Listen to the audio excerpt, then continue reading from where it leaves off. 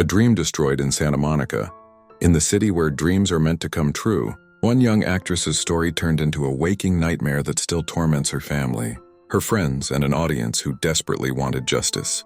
Imagine arriving in Los Angeles, ready to chase the spotlight only to have your future stolen not by failure but by murder. The tragic case of Juliana Reading captures the darkest side of hope, a young life full of warmth, ambition, and resilience, lost beneath the glimmering surface of Hollywood. Why did the system fail Juliana's family? How did the one person most suspected escape accountability? And why do the painful echoes of her story still linger in every mention of unsolved justice? Let's dive into a heartbreaking mystery that proves no matter how bright your star burns, darkness can strike without warning. Juliana's beginnings, chasing light in Arizona. Juliana Reading grew up surrounded by warmth and love in Tucson, Arizona. Her parents, Patricia and Greg, encouraged all her dreams, and Juliana blossomed with a joy that captivated everyone. She went to South Point Catholic High School, stayed close to her family, and always dreamed big, hoping to one day open a boutique or run her own business. Those ambitions pulled her west to California in 2005, to Santa Monica, where so many hopeful young creatives chase after acting and modeling careers. Juliana never lost her roots.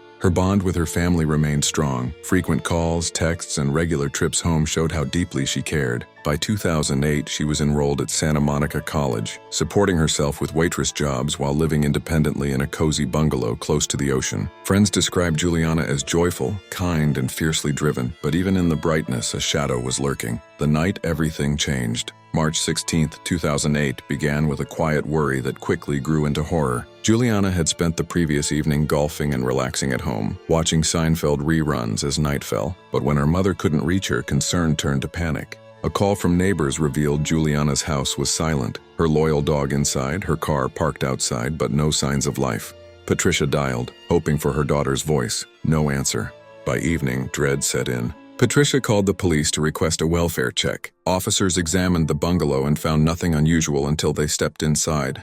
A strong gas odor filled the air and a candle burned near the entrance, a chilling detail hinting at a failed attempt to destroy evidence. When police searched further, they found Juliana's body in her bedroom. She was gone, the victim of a brutal attack. The house bore the marks of a violent struggle. Juliana had fiercely resisted, even managing to get her attacker's DNA under her fingernails. The evidence showed someone tried to blow up the bungalow by filling it with gas and leaving a candle burning, hoping for an explosion. That never happened. The search for a killer detectives raced to uncover what had happened. Phone records revealed Juliana had tried to dial 911 in her final moments. Her lifeline cut short as the call failed to connect.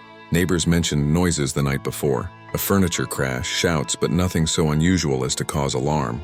Sadly, by the time anyone realized something was truly wrong, the tragedy had already unfolded. Evidence began to mount. DNA samples on Juliana's clothing, her throat, her phone, and the door, clues pointing to someone who had been inside.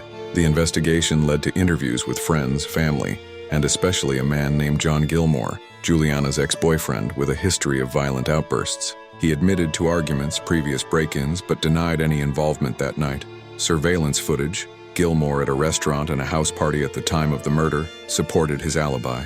Further testing revealed an unexpected twist. The DNA at the scene belonged to a woman, not a man. Gilmore was cleared, and the case took a shocking new direction. Munir, a wealthy physician. Juliana had worked for him as a medical assistant after meeting at a restaurant in 2007, and soon moved into his lavish Beverly Hills home.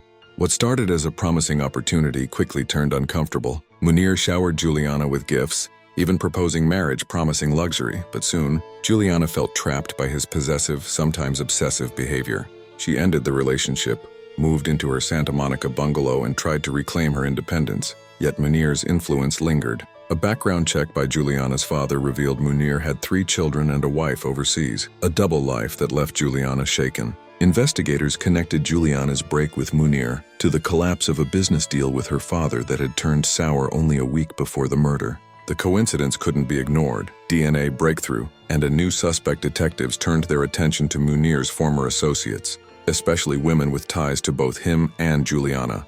The investigation led to a 47-year-old woman named Kelly Suppak, a real estate broker who had received over $1 million from Munir through his business ventures. Was she connected to Juliana's murder? Surveillance and careful detective work led to a discarded cigarette butt, giving police a DNA sample from Pak. The result was groundbreaking. Pak's DNA matched samples found throughout Juliana's home, especially the throat, clothing, locks, and even a bloody dish in the kitchen. Pak was arrested, but Munir vanished, believed to have fled to Lebanon. Why would Munir orchestrate such a plot? Investigators believed Munir ordered Pak to confront Juliana, seeking revenge for either their breakup or the failed business with her father. Known for intimidation, Pak had allegedly threatened clients and associates for Munir previously. Prosecutors argued she was acting as Munir's enforcer, a female James Bond for hire. The trial, justice on trial. Prosecution built their case around DNA and motive, Pak's genetic material all over the crime scene, her known association with Munir, and previous history as his enforcer. They emphasized Pak's intimidating presence, nearly 6 feet tall, with a commanding personality, and her link to violent threats against Munir's enemies.